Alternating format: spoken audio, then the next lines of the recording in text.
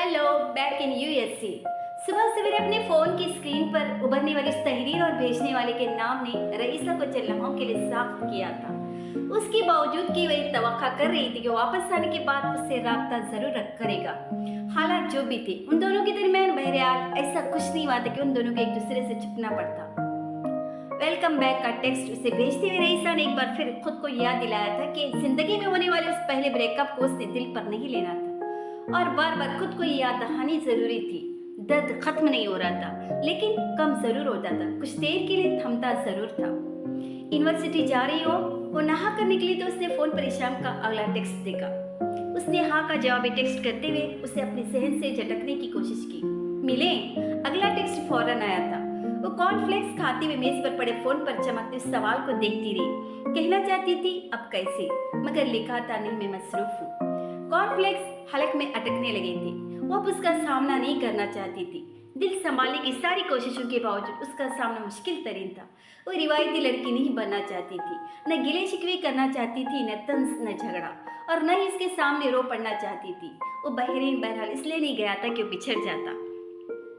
Phone की screen पर जवाबन एक मुंह चिढ़ाती स्माइली आई थी, यूं जैसे उसके बहाने का मजाक उड़ा रही हो। रईसा ने उसे इग्नोर किया और उसे जवाबन कुछ नहीं भेजा। 15 मिनट बाद उसने अपने अपार्टमेंट के बाहर निकलने पर गाड़ी समेत उसे वहां पाया था। वो शायद वहीं बैठे उसे टेक्स्ट भेज रहा था, वरना इतनी जल्द वहां नहीं पहुंच सकता था। उसे सरप्राइज देना अच्छा लगता था और रईसा को सरप्राइज लेना, मगर एक कुछ दिन पहले की बात थी। उसके बुलाए बगैर उसकी तरफ आई थी। दोनों के चेहरों पर एक दूसरे को देखकर खैर मुकद्दम मुस्कुराहट उभरी। हाल अहवाल का पूछा गया। उसके बाद रईसा ने उससे कहा, मुझे आज यूनिवर्सिटी जरूर पहुंचना है, कुछ काम है। हिशाम ने जवाबन कहा, मैं ड्रॉप कर देता हूँ और साथ कुछ गपशप भी लगा लेंगे। बड़े दिन हो गए हमें मिले और बात की। रईसा ने उससे नजरें चुरा ली थी। मजीद कुछ भी कहे बगैर वो गाड़ी का दरवाजा खोलकर बैठ गई थी। क्या हुआ? ड्राइंग सीट पर बैठे हिशाम ने उसकी तरफ मुड़ते हुए बेहद संजीदगी से कहा। क्या? रईसा ने अनजान बनने की कोशिश की। ये कहना कि मैं नाखुश हूँ, दिल शिकस्ता हूँ, क्योंकि तुम मुझे उम्मीदें दिलाते दिलाते किसी और लड़की को अपनी जिंदगी में ले आए हो। ये सब कम अज कम रईसा की जुबान पर नहीं आ सकता था। क्या? उसने जवाब हिशाम से पूछा था। तुम्हारा मूड ऑफ है? वह बड़ी संजीदगी से पूछ रहा था। नहीं, मूड क्यों ऑफ होगा? रईसा ने जवाब उसकी आंखों में आंखें डालते हुए कहा। पता नहीं, यही तो जानना चाहता हूँ। वो उलझा हुआ था। तुम कुछ दिनों से मुकम्मल तौर पर गायब हो मेरी जिंदगी से। बहरीन से भी रब्ता करने की कोशिश की, लेकिन तुम कॉल रिसीव नहीं करती, नहीं मैसेजेस का जवाब देती हो। हुआ क्या है? तुम्हें क्या लगता है क्या वजह हो सकती है मेरे इस रवैये की? रईसा ने जवाबन उससे पूछा। मुझे नहीं पता, हिशाम ने एक लम्हा की खामोशी के बाद कहा था। मैं अब ये सब खत्म करना चाहती हूँ। रईसा ने बुलाकर उससे कहा। वो चौंका नहीं, उसे देखता रहा, फिर सर झटक कर बोला, यानी मेरा अंदाजा ठीक है, तुम्हारा मूड वाकई ऑफ है। रईसा ने उसकी बात के जवाब में कुछ कहने के बजाय अपने बैग से अंगूठी की वो डिब्बियां निकाली और गाड़ी के डैशबोर्ड पर रख दी। हिशाम बोल नहीं सका। गाड़ी में खामोशी रही। फिर हिशाम ने कहा, तुमने एंगेजमेंट की खबर पढ़ ली है?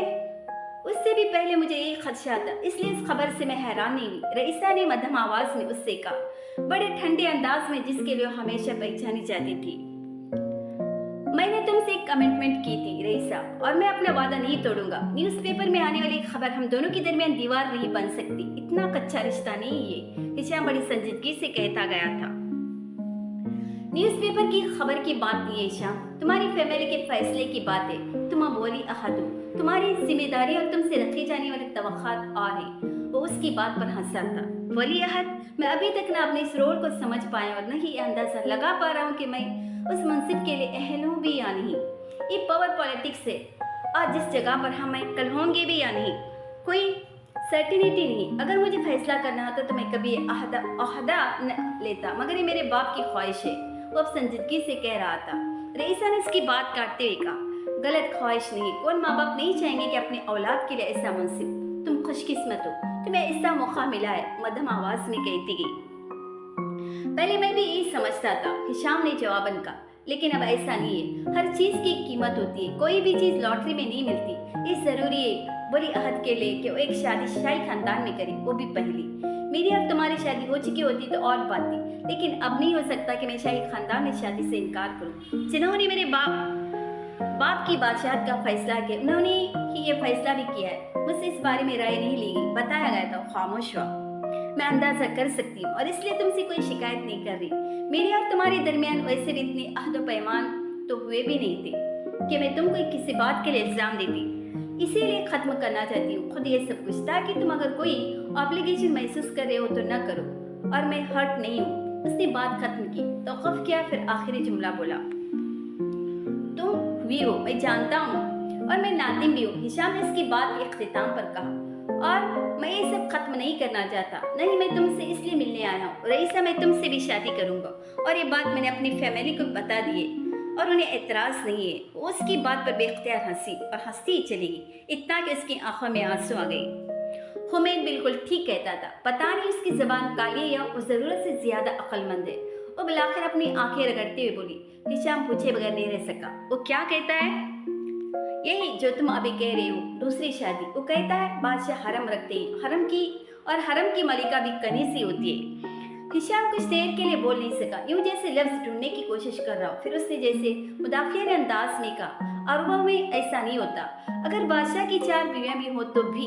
रईसा ने बड़ी नरमी से उसकी बात काट दी। मुझे किसी बादशाह से शादी करने की ख्वाहिश नहीं थी, मैं हिशाम से शादी करना चाहती थी। तुम्हारी मजबूरी हो सकती है एक से ज्यादा शादियां करना, मेरी मजबूरी नहीं है। मैं मोहब्बत करती हूँ, लेकिन दिल की हाथ तो इतनी मजबूर नहीं हुई कि तुम्हारे अलावा किसी और के बारे में सोच ही न सकूं। उसके लिए जो मैं वही प्रैक्टिकलिटी थी जिसके लिए हिशाम उसको पसंद करता था, मगर आज पहली बार वो अकल और समझबूझ उससे बुरी लगी थी। इतना कमजोर रिश्ता तो नहीं है हमारा रईसा, उसने रईसा की बात के जवाब में कहा। मेरा भी यही ख्याल था कि बहुत मजबूत था, लेकिन मेरा ख्याल गलत था। मेरी मम्मी कभी भी इंटररेशियल और इंटरकल्चरल शादियों के हक में नहीं, और मैं समझती थी ये बेस है, लेकिन आज मुझे एहसास हुआ कि वो ठीक कहती। तहजीब का फर्क बहुत बड़ा फर्क होता है, रईसा कह रही थी। कभी भी बहुत बड़ा मसला बन सकता है जैसे अभी हुआ, लेकिन मुझे खुशी है कि ये सब अब हुआ है, बाद में होता तो वो रुकी। हिशाम ने उसकी बात पूरी नहीं होनी दी। मैं तुम्हारी मम्मी से मुत्तफिक नहीं हूँ, मोहब्बत का रिश्ता हर फर्क से बड़ा और ताकतवर होता है। रईसा ने कहा, मानती हूँ, लेकिन वो तब होता है जब मर्द की मोहब्बत मेरे बाबा जैसी प्योर हो और मेरे बाबा की तरह अपने फैसले पर कायम रह सके। उसने सालार सिकंदर का हवाला दिया था। अगर मोहब्बत के बारे में उसे कोई रेफरेंस याद था तो अपने माँ बाप की आपस में मोहब्बत ही का था, और वह हवाला हिशाम ने बहुत बार सुना था। लेकिन आज पहली बार उसने हिशाम का मुआवजा सालार सिकंदर से किया था और अली ऐलान किया था, मैं भी अपनी मोहब्बत में बहुत खरा हूँ और तुम्हारे लिए लड़ सकता हूँ, उसने रईसा से कहा था। उसका वो हवाला और मुआवजा उसे पहली बार शदीद बुरा लगा था। वो पिछले कई हफ्तों से बहरीन में सर और पलकों पर बिठाया जा रहा था, और यहाँ उसे एक आदमी के सामने छोटा गर्दान रही थी। हाँ, तुम हो मोहब्बत निखरे, लेकिन तुम लड़ नहीं सकते हिशाम, न मुझे जिंदगी में शामिल करने के लिए, न ही मुझे अपनी जिंदगी में रखने के लिए। रईसा ने अब गाड़ी का दरवाजा खोल लिया था। मैं फिर भी अपने माँ बाप को तुम्हारे माँ बाप के पास रिश्ते के लिए भेजूंगा, और ये वक्त बताएगा कि मैं तुम्हारे लिए लड़ सकता हूँ या नहीं। गाड़ी से बाहर निकलते हुए रईसा ने उसे कहते सुना था। उसने पलट कर नहीं देखा था, पीछे कुछ भी नहीं था। उसने हिशाम के जुमले को सुनते हुए सोचा था। वो एक हफ्ता जिब्रील सिकंदर के लिए अजीब ज़हनी इंतशार लाया था। आसन साथ एक बेहद डिस्टर्ब कर देने वाली शख्सियत रखता था, और वो उसे भी डिस्टर्ब भी करके गया था। उसे अंदाजा नहीं था कि उसके अस्वद की सर्जरी से मुतल्लिका इंकशाफ पर अब वो कैसे रिएक्ट करेगा। जिस बात का उसे खदशा था, उस केस में किसी भी हवाले से अपनी नामजदगी थी जो नहीं चाहता था। एक डॉक्टर के तौर पर अपने करियर के उस स्टेज में अपने प्रोफेशन से मुतल्लिका किसी स्कैंडल या केस का हिस्सा बनना अपनी करियर की तबाही के मुतरादिफ था, लेकिन अब उस पर पछताने का फायदा नहीं था। जो होना था हो चुका था, और उसी हफ्ते में बेहद सोच विचार के बाद उसने फैसला किया था कि आयशा को भी उस सर्जरी के हवाले से वो सब कुछ बता देगा जो अहसन सद को बता चुका था। उन हालात में ऐसा करना बेहद ज़रूरी हो गया था। उसने हफ्ते की रात को उसे फ़ोन किया था। फ़ोन बंद था। जिब्रील ने उसके लिए पैगाम छोड़ा था कि उसे कॉल बैक करे।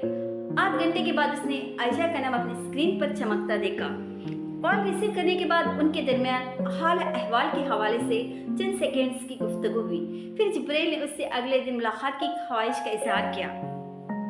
किस लिए मिलना चाहती हैं आप? आयशा ने बेतासर अंदाज में उससे पूछा था।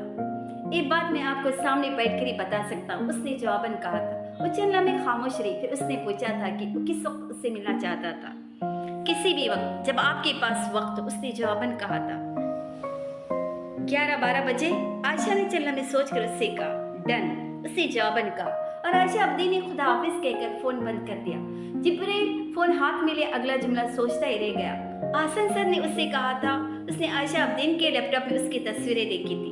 जिब्राइल को याद नहीं पड़ता था कि उसके और आयशा के दरमियान कभी तस्वीरों का तबादला हुआ हो, और तस्वीरों का कोई तबादला तो उसके और निसा के दरमियान भी नहीं हुआ था। लेकिन निसा के पास उसकी ग्रुप फोटोज जरूर थी, मगर आयशा उन तस्वीरों को अपने पास इस तरह अलग क्यों रखी हुई थी? वो ग्रुप फोटोज होती तो आसन सर उसमें से सिर्फ जिब्राइल को पहचान कर उस पर एतराज न करता। यकीनन आयशा के पास उसकी कुछ अलग तस्वीरें भी थी, और वो तस्वीरें कहाँ से ले सकती थी? यकीनन फेसबुक से, जहाँ उस जमाने में अपनी तस्वीरें बाकायदगी से अपलोड किया करता था। और उससे भी बढ़कर उम्मीद, वो उसके बारे में बहुत सोचना नहीं चाहता था, लेकिन सोचता चला गया था। आसन सर से मुलाकात के बाद आयशा अब्दीन के लिए उसकी हमदर्दी में 10 गुना इजाफा हो गया था। वो अगले दिन ठीक वक्त पर उसके अपार्टमेंट के बाहर खड़ा था, और पहली बिल पर ही आयशा अब्दीन ने दरवाजा खोल दिया था। वो शायद पेरिस की मुंतजर थी। सियाह ढीले पाजामे और ब्लू टी शर्ट के साथ फ्लिप फ्लॉप्स पहने, अपने बालों के ढीले जोड़े की शक्ल में समेटे, वो जिब्राइल को पहले से बेहतर लगी थी। उसकी आंखों के हल्के भी कम थे, वो बेहद खूबसूरत थी, और 16 साल की उम्र में भी उससे नजरें हटाना मुश्किल होता था। उसका चेहरा भी किसी की नजरों को रोक सकता था। जिब्राइल को एहसास हुआ। वालेकुम अस्सलाम। उसके सलाम का जवाब देते हुए दरवाजे के सामने से हट गई। उसने जिब्राइल के हाथों में उस छोटे से गुलदस्ते को देखा, जिसमें चंद सफेद और गुलाबी फूल थे, और उसके साथ एक कुकीज का पैक। उसका ख्याल था वो दोनों चीजें उसे थमाएगा, लेकिन वो दोनों चीजें उठाए अंदर चला गया था। किचन काउंटर पर उसने पहले फूल रखे, फिर कुकीज का पैक, और फिर वहां पड़े कॉफी के स्मग को देखा, जिसमें से भाप उड़ रही थी। वो यकीनन उसके आने से पहले वो पी रही थी। एक प्लेट में आधा ऑमलेट और चिकन सॉसेजेस। वो नाश्ता करते करते उठ कर गई थी। मैं बहुत जल्दी आ गया हूँ शायद। जिब्राइल ने पलट कर आयशा को देखा, जो अब अंदर आ गई थी। नहीं, मैं देर से जागी हूँ, आज संडे था, रात को हॉस्पिटल में ड्यूटी थी। उसने जवाब जिब्राइल से कहा। आपका संडे खराब कर दिया मैंने, जिब्राइल ने मुस्कुराते मुअज्जब खाना अंदाज में कहा। वो अब लॉन्च में पड़े सोफा पर जाकर बैठ गया था। आयशा का दिल चाह उससे कि उसकी जिंदगी में हर दिन पहले बहुत खराब था। वो कुछ नहीं बोली थी और किचन काउंटर की तरफ चली गई। ये आप मेरे लिए लाए हैं? जिब्राइल ऐसे फूल उठाते हुए देखा। जी, उसने जवाबन कहा। इसकी जरूरत नहीं थी। उसने जिब्राइल को देखा, फिर उन्हें एक वेस में डालने लगी। ये भी जानता हूँ, जिब्राइल ने कहा। उन फूलों को उस वेस में डालते हुए आयशा को ख्याल आया कि वो शायद 2-2.5 साल के बाद अपने लिए किसी के लाए फूलों को छू रही थी। आखिरी बार उसके घर आने वाले फूल असवंत के लिए उसके कुछ अजीज और अकरब के लाए फूल थी। उसने उन तकलीफदा यादों को जैसे सर से झटकने की कोशिश की। आप ब्रेकफास्ट कर ले, हम फिर बात करते हैं। जिब्राइल की आवाज उसे चौंका दिया। वो सेंटर टेबल पर पड़ी ऊन सिलाई उठाकर देख रहा था, बेहद एम्यूज्ड अंदाज में। ये आपका शौक है? उसने स्कार्फ के हिस्से को छूते हुए कहा, जो अर्ध बना था। वक्त गुजारने की कोशिश है। ऑमलेट की प्लेट से ऑमलेट के टुकड़ा काटने की मदद से उठाते हुए आयशा ने जवाब दिया। अच्छी कोशिश है। जिब्राइल ने मुस्कुराते हुए उन सिलाइयों को दोबारा उस बॉक्स में रखा जिसमें वो पड़े थे। आप एक कॉफी ले सकते हैं? मैंने अभी बनाई थी। पी नहीं, मैं अपने लिए और बना लेती हूँ। उसने कॉफी का मग लाकर उसके सामने टेबल पर पड़े मैट पर रख दिया था। वो खुद दोबारा नाश्ता करने किचन काउंटर के पास पड़े स्टूल पर जाकर बैठ गई थी। मेरा ख्याल था आप मुझे नाश्ते की भी ऑफर करेंगी, जिब्राइल ने मुस्कुराते उससे कहा। मैंने इसलिए ऑफर नहीं की क्योंकि आप कबूल नहीं करते, उसने सॉसेजेस के टुकड़े करते हुए जवाबन कहा। जरूरी नहीं, जिब्राइल ने इसरार किया। आप नाश्ता करेंगे? ठग से उससे पूछा गया। नहीं, जिब्राइल ने कहा, फिर बेसाख्ता हंसा। मैं नाश्ता करके आया हूँ। अगर पता होता कि आप करवा सकती है तो न करके आता। असम्पशंस बड़ी नुकसानदा होती है, उसने कहा। आयशा खामोशी से उसकी बात सुनते हुए नाश्ता करती रही। मैं आपकी कॉल का इंतजार करता रहा था, उस तवक्का के बावजूद कि आप कॉल नहीं करेंगे, जिब्राइल ने उससे कहा। वो कॉफी की सिप ले रहा था। आयशा ने चिकन सॉसेजेस का आखिरी टुकड़ा मुंह में डालते उससे देखा। उसे कागज पर लिखा और सॉरी का लफ्ज याद आ गया था, जो उसे एक लिफाफे में देख कर गया था और जिसे देखकर बेहद उलझी थी। वो उसे किसी बात के लिए मुआज़रत ख्वाह थी, किस चीज़ के लिए शर्मिंदगी का एहसास कर रहा था। लाख कोशिश के बाद वो कोई वजाहत, कोई तौजिया ढूंढने में कामयाब नहीं हुई थी, और इतना उलझने के बावजूद उसने जिब्राइल को फ़ोन करके उससे एक लफ्ज़ की वजाहत नहीं मांगी थी। वो उस शख्स से राह और रस्म बढ़ाना नहीं चाहती थी, बार बार उससे बात करना, उससे मिलना नहीं चाहती थी। हर बार उसकी आवाज़, उससे मुलाकात आयशा अब्दीन को पता नहीं क्या याद दिलाने लगता था। क्या क्या पछतावा और एहसास ज़या था जो उससे होने लगता था। और आयशा अपनी माजी के उस हिस्से में नहीं जाना चाहती थी जहाँ जिब्रेल सिकंदर खड़ा था। वो क्लोजर कर चुकी थी। जिब्रेल ने उसे किचन काउंटर के पार स्टूल पर बैठे अपनी खाली प्लेट पर नजरें जमाई किसी गहरी सोच में देखा। उसने जिब्रेल की बात के जवाब में कुछ नहीं कहा था, यूं जैसे उसने कुछ सुनाई न हो। जिब्रेल को समझ नहीं आया वो उसे जो कहने आया तो कैसे कहेगा। उस वक्त उसने भी एक तहरी ख्वाहिश की थी कि काश उसने सर्जरी के दौरान डॉक्टर विजल की वो गलती देखी न होती। आपका विजिटिंग कार्ड मुझसे खो गया था, मुझे याद नहीं हो मैंने कहाँ रख दिया था, वो बिलाखिर बोली थी। और उसने बेहद अजीब एक्सक्यूज दी थी उसे, यानी उसे बताना चाह रही थी कि उसने जिब्रेल का नंबर सेव नहीं किया हुआ था। कुछ कहने के बजाय जिब्रेल ने अपनी जेब से वॉलेट निकाल कर एक और विजिटिंग कार्ड निकाला और उसे उन सिलाई उस डिब्बे में रखते हुए कहा, यहाँ से गुम न हो शायद। आयशा ने नजरें चुरा ली थी। वो प्लेटें उठाते उन्हें सिंक में रखाई। आप मुझसे कुछ बात करना चाहते थे। अपने लिए कॉफी बनाते उसने मिलाकर जिब्रेल को इशू याद दिला जिसके लिए वो यहाँ आया था। हसन साहब मुझसे मिलने आया था। कुछ देर खामोश रहने के बाद जिब्रेल ने उससे कहा, उसका ख्याल तो बुरी तरह चौंकेगी, मैं जानती हूँ। वो इंतहाई गैर मुतवक्का जवाब था। जिब्रेल चल्ला में बोल नहीं सका, उसकी तरफ मुतवज्जह नहीं थी। वो कॉफी को उस इन्हमाक से बना रही थी जैसे उसकी जिंदगी का मकसद कॉफी का कप बनाना ही था। उसने मुझे कॉल की थी। जिब्रेल की खामोशी को जैसे उसने डिकोड करते मस्जिद का। जिब्रेल की समझ में नहीं आया वो क्या कही। अगर हसन सर ने उसे कॉल की थी जिब्रेल से मुलाकात के बाद तो ये मुमकिन नहीं था कि उसने आयशा का असवन की सर्जरी के हवाले से उसके एतराफ़ के हवाले से कुछ न कहा। और अगर उसने आयशा से जिक्र किया था तो आयशा अपनी पुरसुकून अंदाज में उसके सामने कैसी बैठी रह सकती थी। हसन सर ने जिब्रेल के काम को मुश्किल से आसान कर दिया था, मगर अब उसके बाद अगला साल जिब्रेल को सोच नहीं रहा था। वो अब अपना कॉफी का मग ले उसके सामने सोफा पर आकर बैठ गई थी।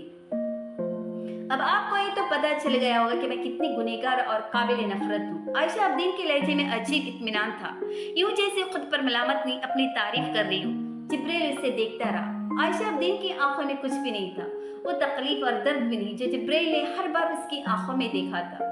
वो शर्मिंदगी और निदामत भी नहीं जो हर बार उसकी आंखों में झलकती थी। उसकी आंखों में अब कुछ भी नहीं था और उसके जुमले ने जिब्रेल के सारे लफ्जों को गूंगा कर दिया था। हसन ने आपको ये बताया कि सर्जरी में जिब्रेल को पता नहीं क्यों शबाब आके शायद हसन ने उसे कुछ नहीं बताया और आयशा अब्दीन की जबान पर कुछ और सवाल होना चाहिए था। हाँ, उसे एक लफ्ज़ जवाब में जिब्रेल को एक बार फिर कुछ बोलने के काबिल नहीं छोड़ा था। वो अब उसे नहीं देख रही थी, उस कॉफी के मग से उठती भाप को देख रही थी जो उसके दोनों हाथों में था। यूं जैसे वो हाथों में कोई क्रिस्टल बॉल लिए बैठी हो जिसमें अपना मुस्तकबिल देखने की कोशिश कर रही हो। मासी वो था जिसे भूलने के अलावा कुछ नहीं करना चाहती थी और हाल में उसे दिलचस्पी नहीं थी। वो जिंदगी के उस हिस्से से बस आंखें बंद करके गुजरना चाहती थी। हसन सर की चिल्लाती आवाज़ उसके कानों में गूंज रही थी। गाली गाली गाली और गालियाँ। वो फ़ोन कहाँ से लगाए किसी मैकेनिक के अंदाज में गालियाँ सुन रही थी जो कई साल उसकी ज़िंदगी के शब रोज़ का हिस्सा रही थी और उन्हें सुनते हुए अब इम्यून हो चुकी थी। उन बुरे लफ्ज़ों का जहर अब उसका कुछ भी नहीं बिगाड़ता था। न उसे शर्म महसूस होती थी, न तस्लीम, न हितक, न गुस्सा, न परेशानी। तलाक का केस चलने के दौरान, तलाक होने के बाद असफन की कस्टडी के केस के दौरान भी हसन का जब दिल चाहता था वो उसे उसी तरह फ़ोन करता था और यही सारे लफ्ज़ दोहराता था जो उसने अभी दोहराए थे। वो कोशिश के बावजूद उसकी कॉल न लेने की हिम्मत नहीं कर पाती थी। नफ्सियाती तौर पर वो इस कदर खाइफ थी कि उसे यूं लगता था वो उसकी कॉल नहीं सुनेगी तो उसके घर आ जाएगा। वो उसे यही कहता था और ये भूल गई थी कि अमेरिका में थी। उसकी कॉल पर पुलिस हसन सर को कभी उसके घर के पास फटकने भी न देती, लेकिन आयशा इतनी बहादुर होती तो उसकी ज़िंदगी ऐसी न होती। अब ये उसकी एक किस्म होती जो उसने अपनी शादी कायम रखने के लिए एक अच्छी बीवी और अच्छी मुसलमान औरत बनने की जिद्दोजहद करते हुए सही थी। अब ये उसकी दूसरी किस्म वो थी जो उसने असफन की ज़िंदगी में बाप नाम की उस महरूमी को न आने के लिए सही थी जो खुद उसकी ज़िंदगी में थी। असफन के कंधे में पैदाइशी नुक्स था, वो अपने बाजू ठीक से उठा नहीं पाता था और स्लो लर्नर था। वो उसके दोनों नुकाइस हसन सर और उसकी फैमिली के लिए नाकाबिल यकीन और नाकाबिल माफी थी। उनकी 7 नस्लों में कभी कोई बच्चा किसी जहनी या जिस्मानी नुक्स का शिकार कभी नहीं हुआ था, तो उनके घर में असफन की पैदाइश कैसे हो गई थी? ये भी आयशा का कसूर था, उसके जिन्स का, उसके अमाल का। वो उसका अज़ाब और सजा थी। हसन सर उसकी फैमिली के लिए आजमाइश क्यों बना था? और आयशा के खोखले लफ्ज़ अब बिल्कुल गूंगे हो गए थे। उसे भी यकीन था उसके औलाद की तकलीफ उसके किसी गुनाह का नतीजा थी, पर क्या गुनाह? ये सवाल वो था जिसका जवाब उसे नहीं मिलता था, और उस मासूर औलाद के साथ उसने आसन साहब की इताअत की हर हद पार कर ली थी, सिर्फ इसलिए क्योंकि उसे लगता था उसके बेटे को बाप की जरूरत थी। वो आखिर उसे कैसे पालती? वो असफन की पैदाइश के बाद अमेरिका आ गई थी और यहाँ हसन ने उसे रेसिडेंसी करने के लिए कहा था, क्योंकि वो फाइनेंशियली इतनी जिम्मेदारियां पूरी नहीं कर सकता था। आयशा ने सोचे समझे बगैर अपने तालीम का सिलसिला दोबारा शुरू कर दिया था। वो ये नहीं समझ सकी थी कि हसन के एकदम ऐसे कौन से फाइनेंसेस नजर आने लगे थे जिसके लिए उसका काम करना भी जरूरी था। और वहाँ आने के 1 साल बाद उसे पता चला था कि उसके अमेरिका आने के चंद महीने बाद ही हसन ने पाकिस्तान में उससे शादी कर ली थी। वह बहुत फ्रिक्वेंटली पाकिस्तान आ जा रहा था और आयशा को कभी शक नहीं हुआ था कि उसकी जिंदगी में कोई दूसरी औरत आ चुकी थी। वो इंकिशाफ किसी ने उसकी फैमिली के सामने किया था जो हसन सैद की दूसरी बीवी और उसके खानदान को जानता था। आयशा अब्दीन को समझ नहीं आई थी कि वो उस खबर पर किस रद्द-ए-अमल का इजहार करती। ऐसा फिल्म और ड्रामों में होता था, मगर उसके साथ हुआ था तो उसे फिल्में और ड्रामे भी खींच लगने लगे थे। हसन सैद ने बेडटाई से दूसरी शादी का एतराफ किया था और उसे बताया था कि मुसलमान है और 4 शादियां भी कर सकता था, और यहाँ तो उसके पास एक बेहद मजबूत हो जाती कि उसकी बीवी उसे सेहतमंद औलाद नहीं दे सकती थी जो उसकी दूसरी बीवी से देगी। जिंदगी में पहला लम्हा था जब आयशा अब्दीन थक गई थी और उसने हसन सैद और उसकी फैमिली के बजाय अपनी फैमिली की बात मानते उसे आलियदगी का फैसला किया था, और उस फैसले ने हसन सैद के होश उड़ा दिए थे। उसे आयशा अब्दीन से ऐसे रद्द-ए-अमल की तवक्का नहीं थी। असफन के नाम को जायदाद थी जो आयशा के नाना ने आयशा के नाम करने के बजाय जायदाद की तकसीम के दौरान उसके बेटे के नाम गिफ्ट की थी, और आयशा के हसन सैद के वेरिएबल होने की ये बड़ी वजह थी। उसे आयशा के किरदार पर शक था, उसकी बेअमल और बेहिदायती पर शिकायत थी, लेकिन उस सब के बावजूद वो आयशा को आजाद करने तैयार नहीं था, मगर उसका कोई हरबैकार नहीं हुआ था। आयशा के तलाक की प्रोसीडिंग के दौरान पाकिस्तान में हसन सैद की दूसरी बीवी ने भी शादी के 8 माह बाद खुला का केस फाइल कर दिया था। हसन सैद और उसकी फैमिली ने उसके बाद कुछ मुश्तरका फैमिली फ्रेंड्स के जरिए वसालियत की बेनतियाँ कोशिश किए थे, मगर आयशा की फैमिली ने ऐसे किसी कोशिश को कामयाब नहीं होने दिया था, और आयशा उस सारे अरसा में केचे की मानिंद रही थी। जो हो रहा था वही होना चाहिए था, मगर जो भी हो रहा था खुद नहीं करना चाहती थी। वो तब भी वो फैसला नहीं कर पा रही थी कि वो सही कर रही थी या गलत। अल्लाह के नज़र उसका ये अमल गुनाह था या नहीं, और अगर वो गुनाह था तो चाहती थी ये गुनाह कोई और अपने सर ले ले, लेकिन उसे हसन सैद से निजात दिलाती। जिस दिन उसकी तलाक फाइनल हुई थी उस दिन उसने हिजाब उतार दिया था, क्योंकि उसे यकीन था अब वो कितनी भी नेकियां कर ले वो अल्लाह की नज़र में गुनहगार थी। हसन सैद ने एक लड़की की जिंदगी तबाह नहीं की थी, उसने उसे उस दीन से भी बरगुज़िश्ता कर दिया था जिसकी पैरोकार होने पर आयशा अब्दीन को फख्र था। तुम्हारी यार को बता आया हूँ तुम्हारी सारी करतूत, हसन सैद ने फोन पर धाड़ते हुए उससे कहा था। तुम क्या प्लान कर रही हो कि मेरे बेटे को मार कर तुम अपना घर बसाओगी, रंगरलियां मनाओगी? तो मैं सिर्फ तुम्हें जेल नहीं भेजूंगा, तुम्हारे उस यार को भी भेजूंगा जिसने मेरे बेटे को ऑपरेशन करके जानबूझकर उसे मारा, और उसने अपनी जुबान से मुझे बताया। वो बकता झुकता बोलता ही गया और वो सुनती रही थी। आयशा, जिब्राइल की आवाज ने एक बार फिर उसे चौंकाया। उसके हाथों में मौजूद कॉफी के मग से अब भाप उठना बंद हो चुकी थी, कॉफी ठंडी हो चुकी थी। आयशा ने सर उठाकर जिब्राइल को देखा। वो अब उसे बता रहा था कि उस ऑपरेशन के दौरान क्या हुआ था, और उसे यकीन नहीं था, सिर्फ उसका अंदाजा था कि डॉक्टर विजल से उस ऑपरेशन में कुछ गलतियां हुई थी, और कसूरवार न होने के बावजूद अपने आप को मुजरिम महसूस कर रहा था। ये उसकी बेवकूफ़ी थी। वह इंकशाफ हसन सैद के सामने कर बैठा था। आप परेशान न हो, आपको कुछ नहीं होगा, हसन सैद आपको नुकसान नहीं पहुंचाएगा। उसकी बात के इख्तिताम पर आयशा की ज़बान से निकलने वाले जुमले ने जिब्राइल को हैरान कर दिया था। वो उसी तरह पुरसुकून थी। वो अगर एक शदीद जज्बाती रद्द-ए-अमल की तवक्का कर रहा था तो ऐसा नहीं हुआ था। किसी गुस्से का इजहार, कोई मलामती लफ्ज़, कुछ भी नहीं। वो जवान उसे तसल्ली दे रही थी कि उसे कुछ नहीं होगा। मैंने हसन को बता दिया कि मैं अपने ऊपर लगाए गए इल्जामात को मानते हुए कोर्ट में असफन की कत्ल का एतराफ़ कर लूंगी। उसके अगले जुमले ने जिब्राइल के दिमाग से बग से उड़ा दिया था। तुमसे कोई मिलने आया है। जेल की एक संतरी दिख राहदरी जितनी लंबी बैरिक की एक दीवार के साथ चादर जमीन पर डालकर सोए उस बूढ़े आदमी को बड़ी रौनक के आलम में अपने जूते की ठोकर से जगाया था। वो हड़बड़ाया नहीं, वैसे ही पड़ा रहा, और लेटे लेटे उसने आंखें खोलकर सिर पर खड़े उस संतरी को देखा। उसे यकीन था उसे कोई गलत फहमी हुई थी। उससे मिलने कौन आ सकता था? पिछले 12 सालों से तो कोई नहीं आया था, फिर अब कौन आएगा? आए उठ, मरा पड़ा है, सुना नहीं एक बार के कोई मिलने आया है? संतरी ने इस बार कुछ ज्यादा ताकत से उसे ठोकर मारी थी। उठ के बैठ गया। कौन आया है? उसने संतरी से पूछा। वही मीडिया वाले कुत्ते। संतरी ने गाली दी। सजाए मौत की कैदियों से इंटरव्यू करना है उन्हें। उसने एक बार फिर लेटने की कोशिश की, लेकिन संतरी के हाथ में पकड़े डंडे की हरकतें उसे मजबूर कर दिया कि उसके साथ चल पड़े। वो उन मीडिया वालों से बेजार था और एनजीओ वालों से भी, जो वक्तन फक्तन वहां सर्वे करने आते थे, उनके हालात जिंदगी जानने, उनके जुर्म की वजूहात खरीदने, जेल के हालात के बारे में मालूमात हासिल करने। वो जैसे सर्कस के जानवर थे जिन्हें उनके सामने पेश होकर बताना पड़ता था कि उन्होंने जो किया क्यों किया, क्या वो उन्हें पछतावा था और क्या उन्हें अपने घर वाले याद आते थे। बेजारी के साथ लड़खड़ाते कदमों से वो संतरी के पीछे चलता गया, जो उसे बैरिक से निकालकर मुलाकाती वाली जगह के बजाय जेलर के कमरे में ले आया था। और वह गुलाम फरीद ने पहली बार उन 4 अफराद को देखा, जिसमें से 2 गोरे थे और 2 मकामी ख्वातीन। वो चारों इंग्लिश में बात कर रहे थे और गुलाम फरीद के अंदर दाखिल होती उनके और जेलर के दरमियान कुछ बातचीत हुई और फिर जेलर संतरी के हमरा वहां से चला गया। गुलाम फरीद, एक औरत ने जैसे तस्दीकी अंदाज में उससे पूछा था। गुलाम फरीद ने सर हिलाया। बैठो। उसी औरत ने इशारे से सामने पड़ी कुर्सी पर उसे बैठने के लिए कहा। गुलाम फरीद कुछ नर्वस हुआ था, लेकिन वो फिर झिझकता सिकड़ता सिमटता उसके सामने पड़ी कुर्सी पर बैठ गया था। एक गोरी ने उसके बैठती हाथ में पकड़े फोन से उसकी कुछ तस्वीरें ली थी। जिस औरत ने उससे गुफ्तगू का आगाज किया तो पंजाबी में उससे पूछ रही थी कि किस जुर्म में कब वहां आया था। गुलाम फरीद ने रटे रटाए तोते की तरह उनके उन 10-12 सवालों का जवाब दिया था और फिर इंतजार में बैठ गया था कि अब उन बुनियादी सवालों के बाद एक बार फिर से उसके मुजरिम को कुरेदना शुरू करेंगे, फिर जेल में उसकी जिंदगी के बारे में पूछेंगे और फिर उसकी तवक्का गलत साबित हुई थी। उन्होंने उसकी जुबान उसका नाम, वल्दियत, रिहाइश, जुर्म की नोयत और जेल में आने के साल के बाद उससे पूछा था। जेल से बाहर आना चाहते हो गुलाम फरीद? वो गोरा था मगर उससे शस्ता उर्दू में बात कर रहा था। गुलाम फरीद को लगा उसे सुनने में कुछ धोखा हुआ था। जेल से बाहर आना चाहते हो? उस आदमी ने जैसे उसके चेहरे के तासुरात पढ़ लिए थे। जेल से बाहर? गुलाम फरीद ने सोचा एक लम्हा के लिए कि वो जेल से बाहर आना चाहता था। फिर उसने नफी में सिर हिलाया, जिस आदमी के लिए जैसे गैर मुतवक्का था। क्यों? उसने बेसाख्ता पूछा था।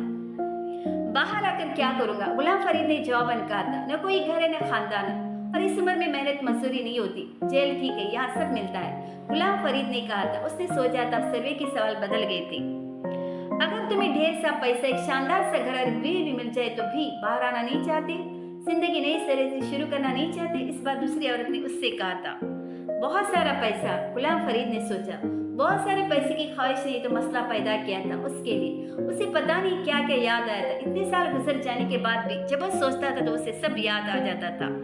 अपनी कड़वी जबान वाली बीवी जिसके इश्क में गिरफ्तार था और जो कभी शहद जैसी मीठी थी, और वो बच्चे, 1-10 साल के वक्फे से बारी बारी पैदा होने वाले 9 बच्चे, जिनमें से चंद बड़ों के अलावा उसे अब किसी का नाम और शक्ल याद नहीं थी। वो मौलवी जो उसका दुश्मन था और उस जो खत्म ही नहीं होता था, उसे आज भी वो रकम याद थी जो उसने सूद पर ली थी, और वो रकम भी जो बढ़ते बढ़ते इतनी बढ़ गई थी कि एक दिन वो अपना ज़हनी तवाज़ुन ही खो बैठा था। सालार सिकंदर याद है तुम्हें? उसको खामोश लेकर उस गोरे ने गुलाम फरीद से पूछा था। गुलाम फरीद की आंखों में एक अजीब सी वहशत आई थी। झुर्रियों से भरे चेहरे, बड़े बालों और बेतरतीब दाढ़ी के साथ फटे पुराने मलगचे कपड़े में वहां नंगे पांव बैठे भी उसे सालार सिकंदर याद था, और उसका बाप, और नफरत भी जो उसके दिल में उनके लिए थी, और बहुत से उन दूसरे लोगों के लिए भी जिन्होंने उसका इस्तेमाल किया था। गुलाम फरीद ने जमीन पर थूका था। कमरे में बैठे 4 अफराद के चेहरों पर मुस्कुराहट उभरी। मेरे बचपन में मेरी जिंदगी में जितना बड़ा रोल आप लोगों की फैमिली का था, पिछले 5 सालों में इतना ही बड़ा रोल उस शख्स का है। अब्दुल्ला ने इनाया को बताया था। चंद हफ्तों बाद होने वाली अपनी मंगनी से पहले उनकी दूसरी मुलाकात थी। इनाया एक सेमिनार में शिरकत के लिए कैलिफोर्निया आई थी और अब्दुल्ला ने उसे डिनर पर बुलाया था। वो उसे डॉक्टर अहसन से मिलवाना चाहता था जो उसी के हॉस्पिटल में काम करते थे, और वो हमेशा से उनसे बहुत मुतासिर था। इनाया ने कई बार उससे पिछले सालों में इस शख्स के हवाले से सुना था जिससे वो अब थोड़ी देर में मिलने वाली थी। मुसलमान होना आसान था मेरे लिए, लेकिन मुसलमान रहना और बनना बड़ा मुश्किल था। डॉक्टर अहसन ने काम बड़ा आसान कर दिया मेरे लिए।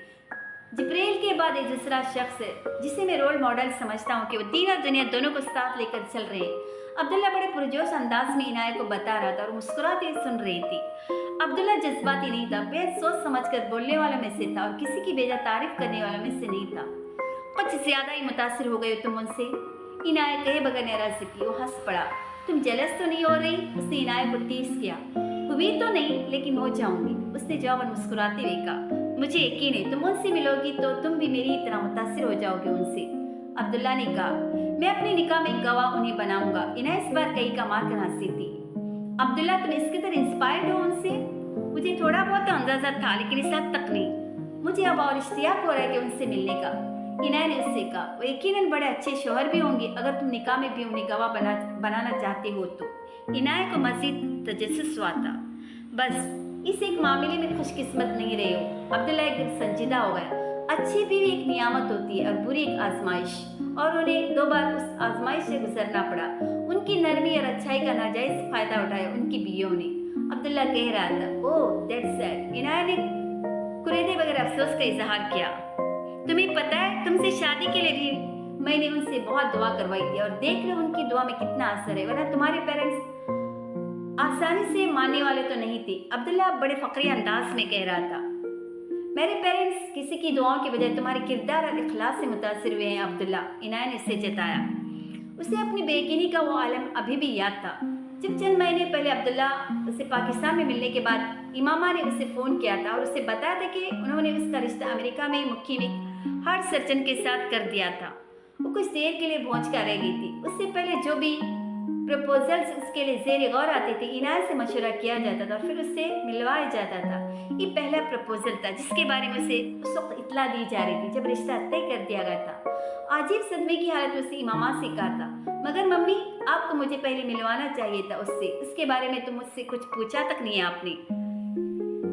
तुम्हारे बाबा ने बात तय की, इमामा ने जवाबन कहा। इनाया खामोश हो गई। अजीब धचका लगा था उसे। तुम नहीं करना चाहती? इमामा ने उससे पूछा था। नहीं, मैंने ऐसा नहीं कहा, पहले भी आप लोग खीर को करना था तो ठीक है। इनाया ने कुछ बुझे लहजे के दिल के साथ कहा था। उसे अब्दुल्ला याद आया था। बिल्कुल उसी लम्हे इमामा ने उससे कहा, अब्दुल्ला नाम है उसका। नाम सुनकर भी लहजा भर के लिए भी उसे ख्याल नहीं आया था कि वो एरिक अब्दुल्ला की बात कर रही थी। इमामा इस कदर कट्टर मुखालिफ थे एरिक अब्दुल्ला से शादी की कि इनाया सोच भी नहीं सकती कि वो जिस अब्दुल्ला का इतने दोस्ताना अंदाज में जिक्र कर रही थी वो वही था। ओके, इनाया ने बमुश्किल कहा, तुमसे मिलना भी चाहता है वो न्यूयॉर्क आया हुआ है। मैंने उसे तुम्हारा एड्रेस दिया था, इमामा कह रही थी। इनाया ने बेसाख्ता कहा, मम्मी प्लीज अब उस तरह मेरे सर पर मत थोपे उससे कि आज मुझे रिश्ता तय होने की खबर दे रही है और आज ही मुझे उससे मिलने का भी कह रही है। वैसे भी अब रिश्ता तय हो गए, मिलने से क्या फायदा होगा। उसने जैसे अपने अंदर का गुस्सा निकाला था। उसकी फैमिली भी शायद साथ हो। उसकी मम्मी से बात हुई है मेरी, अगले ट्रिप पर मैं मिलूंगी उसकी फैमिली से। मंगनी का फॉर्मल फंक्शन तो चंद महीनों बाद होगा। इमामा ने इस तरह बात जारी रखी थी जैसे इनाया की खबरी को नोट ही नहीं किया था। इनाया सदमे की हालत में अगले 1 घंटे तक वहीं बैठी रही थी और 1 घंटे के बाद उसके दरवाजे पर बेल बजने पर उसने जिस शख्स को देखा उसे लगा था सर्दियों के मौसम में हर तरफ बाहर आ गई थी। गुलाब का एक आध खुला फूल टहनी समेत उसे पकड़ा दिया। दरवाजे पर उसने इनाया से फावड़ा मांगा था ताकि उसके दरवाजे के बाहर पड़ी बर्फ हटा सके। वो कई सालों बाद मिल रहे थे और इनाया को वही एरिक याद आया था जो अक्सर उनके घर में लगे फूल तोड़ कर उसको और इमामा को ला कर दिया करता था और जिसकी फेवरेट हॉबी सर्दियों में अपने और उनके घर के बाहर से बर्फ हटाना थी। He is here. अब्दुल्ला की आवाज़ उसे ख्यालों से बाहर ले आई थी। वो रेस्टोरेंट के दरवाजे पर नमोदार होने वाले किसी शख्स को देखते हुए खड़ा हुआ था। इनाया ने गर्दन मोड़ कर देखा। वह हसन सा से उसकी पहली मुलाकात थी। उसे अंदाजा नहीं था उससे होने वाला अगला सामना उसकी जिंदगी में कितना बड़ा भूचाल लाने वाला था।